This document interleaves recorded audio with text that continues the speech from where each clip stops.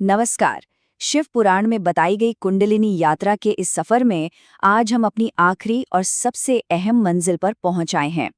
देखिए, ये सिर्फ एक और चक्र नहीं है, ये वो शिखर है, वो चोटी है जहां साधना असल में पूरी होती है और चेतना अपने असली रूप यानी शिव से जा मिलती है। तो चलिए इस परम अवस्था को समझने की कोशिश करते हैं। ये बात हमें सीधा उस एक्सपीरियंस के दिल में ले जाती है।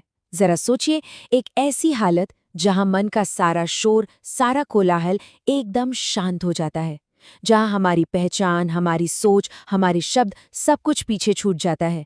बस यही है सहस्रार का दरवाजा, एक गहरा मौन, एक खालीपन जो असल में परम चेतना से लबालब भरा हुआ है। तो ये आखिरी दरवाजा असल में है क्या? शिव पुराण इसके बारे में क्या बताता है? आइए देखते हैं कि चेतना के इस सबसे ऊंचे केंद्र का स्ट्रक्चर और इसकी अहमियत क्या है। सहस्रार, जिसका मतलब है 1000 पंखुड़ियों वाला, ये हमारे सिर के ठीक ऊपर मतलब क्राउन पर मौजूद है। पर देखिए, ये कोई फिजिकल ऑर्गन या ग्लैंड नहीं है जिसे हम छू सकें। ये तो ऊर्जा और चेतना का एक कमल है, एक आध्यात्मिक दरवाजा। और इसकी हर एक पंखुड़ी उन अनगिनत संभावनाओं को दिखाती है जो इस चक्र के खिलने पर सामने आती हैं। और ये जो बात इस स्लाइड पर लिखी है ना, ये सच में इस पूरी यात्रा का निचोड़ है। जीव यानी हम, हमारी अपनी आत्मा, और शिव यानी इस पूरे ब्रह्मांड की परम चेतना। सहस्त्रार समझिए कि वो पॉइंट है जहां नदी जाकर सागर में मिल जाती है, जहां एक बूंद को एहसास होता है कि वो तो खुद सागर है। यहां आकर मैं और तुम का भेद खत्म हो जाता है। लेकिन सवाल ये है कि इस मिलन तक पहुंचते कैसे हैं? वो कुंडलिनी शक्ति जो मूलाधार से अपना सफर शुरू करती है, वो आखिर सहस्रार तक पहुंचती कैसे है? ये चढ़ाई जो है, ये बहुत ही बारीक और अंदरूनी है। तो होता ये है कि जब कुंडलिनी शक्ति हमारी भौहों के बीच आज्ञा चक्र को पार करके और ऊपर उठती है, तो मन की पकड़ ढीली पड़ने लगती है। विचारों की जो नदी लगातार बहती रहती है, वो थम जाती है, जैसे किसी झील का पानी एकदम ठहर गया हो। सांस इतनी हल्की और धीमी हो जाती है कि पता भी नहीं चलता कि वो चल भी रही है। और सबसे बड़ी बात, वो मैं का भाव, हमारा ईगो जो हमें सबसे अलग होने का एहसास कराता है, वो धीरे धीरे पिघलने लगता है।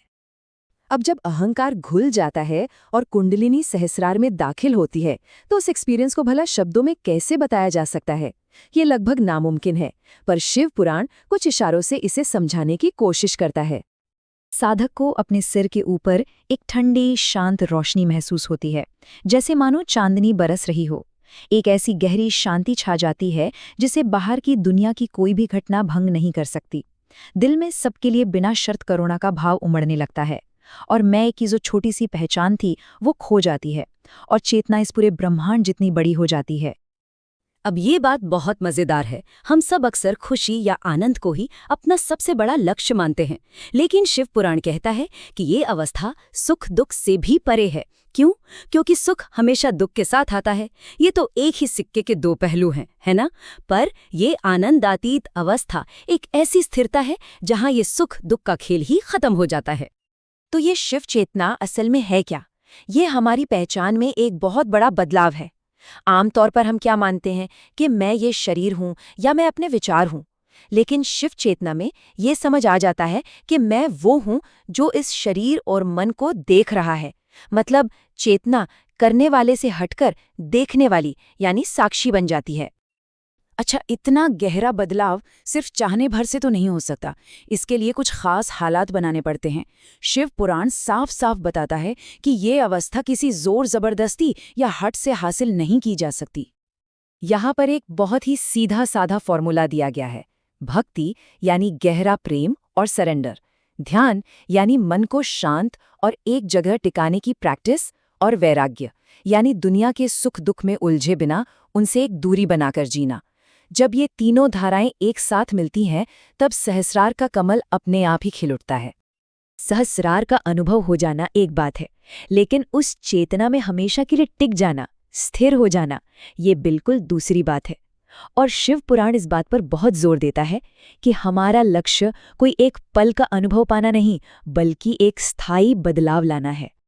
जब कोई इंसान इस शिव दृष्टि में स्थिर हो जाता है तो उसकी जिंदगी में असली बदलाव दिखने लगते हैं। हर तरह का डर, यहाँ तक कि मौत का डर भी खत्म हो जाता है। गुस्से की आग बुझ जाती है और दूसरों की मदद या सेवा करने का भाव कोई दिखावा नहीं रहता, बल्कि वो प्यार और करुणा से अपने आप बहने लगता है। और ये बात गांठ बांधने वाली है। हो सकता है कि ध्यान की गहराई में किसी को सहस्रार की एक झलक मिल जाए, लेकिन उस अवस्था को अपनी जिंदगी का हिस्सा बनाने के लिए लगातार साधना, मतलब रोज की प्रैक्टिस की जरूरत होती है। ये एक दिन का काम नहीं, ये तो जीवन भर का सफर है। तो आखिर में सहस्रार का असली फल क्या है? कोई चमत्कार या कोई अलौकिक शक्ति नहीं। इसका सच्चा फल तो हमारी रोजमर्रा की जिंदगी में दिखता है, करुणा, सत्य और समता के रूप में। मतलब हर हाल में शांत और बैलेंस्ड रहना, सभी के लिए दया का भाव रखना और हमेशा सच्चाई के रास्ते पर चलना। और इसी आखिरी विचार के साथ हम अपनी बात पूरी करते हैं। सहस्रार कहीं पहुंचने की जगह नहीं है, ये तो दुनिया को देखने का एक नया नजरिया है, एक नई दृष्टि है। ये शिव को कहीं बाहर ढूंढने के बजाय उसे अपनी ही चेतना की चोटी पर महसूस करने की कला है। सोचने वाली बात है ना?